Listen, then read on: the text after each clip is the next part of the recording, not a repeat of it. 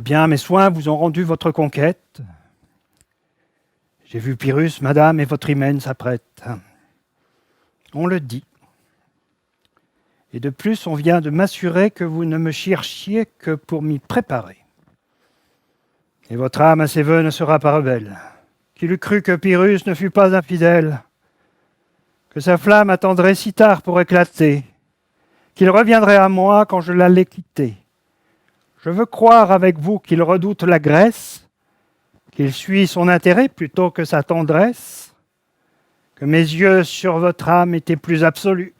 Non, madame, il vous aime et je n'en doute plus. Vos yeux ne font-ils pas tout ce qu'ils veulent faire? Et vous ne vouliez pas sans doute lui déplaire. Mais que puis-je, Seigneur? On a promis ma foi. Lui ravirai-je un bien qu'il ne tient pas de moi? L'amour ne règle pas le sort d'une princesse. La gloire d'obéir est tout ce qu'on nous laisse. Cependant, je partais, et vous avez pu voir combien je relâchais pour vous de mon devoir. Que vous savez bien, cruel. Mais madame, chacun peut à son choix disposer de son âme. La vôtre était à vous, j'espérais, mais enfin, vous l'avez pu donner sans me faire un larcin.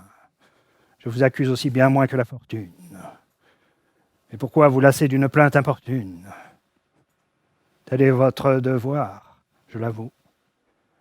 Et le mien est de vous épargner un si triste entretien.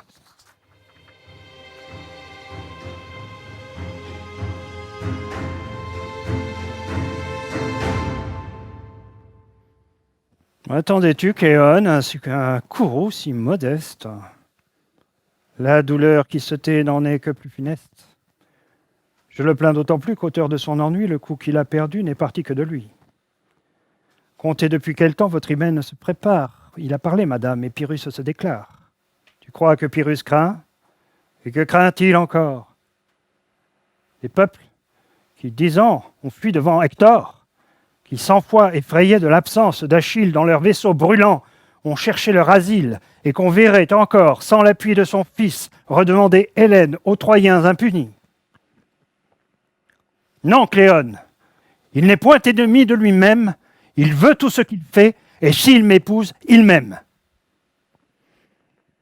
Mais qu'Oreste, à son gré, m'impute ses douleurs, n'avons-nous d'entretien que celui de ses pleurs? Pyrrhus revient à nous. Eh bien, chère Cléone, conçois-tu les transports de l'heureuse Hermione? Sais-tu quel est Pyrrhus? T'es-tu fait raconter le nombre de ses exploits? Mais qui peut le compter? Intrépide, et partout suivi de la victoire. Charmant, fidèle enfin. Rien ne manque à sa gloire. Songe, dissimulez votre rival en pleurs, vient à vos pieds sans doute apporter ses douleurs. Oh Dieu, ne puis-je à ma joie abandonner mon âme? Sortons, que lui dirai-je?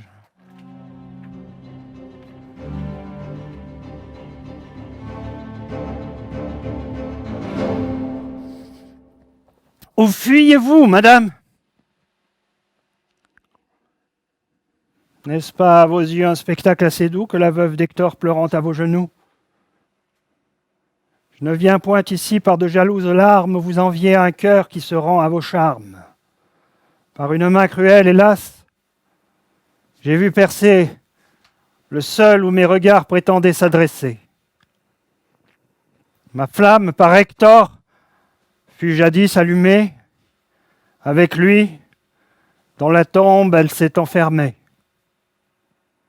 Mais il me reste un fils. Vous saurez quelque jour, madame, pour un fils, jusqu'où va notre amour, mais vous ne saurez pas, du moins je le souhaite, en quel trouble mortel son intérêt nous jette, lorsque de tant de biens qui pouvaient nous flatter, c'est le seul qui nous reste et qu'on veut nous l'ôter. Hélas, lorsque lassés de 10 ans de misère, les Troyens en courroux menaçaient votre mère, j'ai su de mon Hector lui procurer l'appui. Vous pouvez sur Pyrrhus ce que j'ai pu sur lui.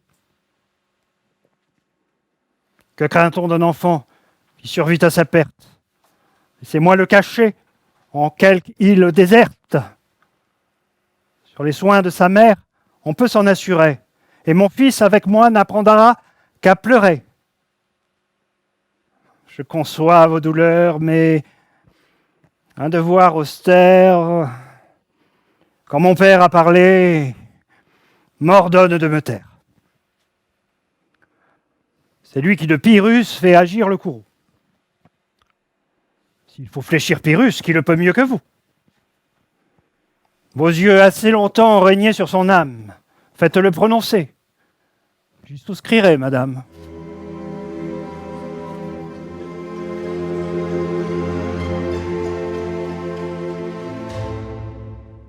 Quel mépris la cruelle attache à ses refus. Je croirai ses conseils et je verrai Pyrrhus. Un regard confondrait Hermione et la Grèce. Mais lui-même, il vous cherche.